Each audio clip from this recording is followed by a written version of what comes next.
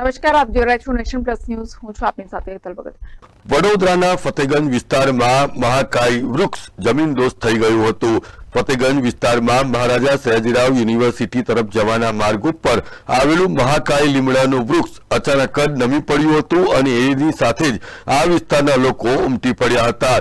કોઈ મોટી જાનહાનિ ન સર્જાય તે માટે વડોદરા ફાયર બ્રિગેડના લાશ્કરોને પણ જાણ કરવામાં આવી હતી, જેને પરિણામે વડોદરા ફાયર બ્રિગેડની ટીમ તાત્કાલિક ઘટના સ્થળે દોડી આવી હતી અને રોડ ઉપર ધરાશાયી થયેલા ઝાડને હટાવવાની કામગીરી હાથ ધરી હતી.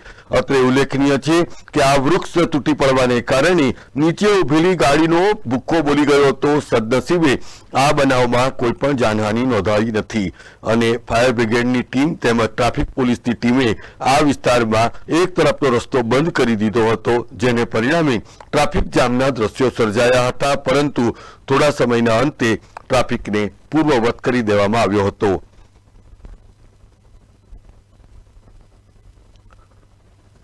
Bureau report, nation plus news, Vadodara.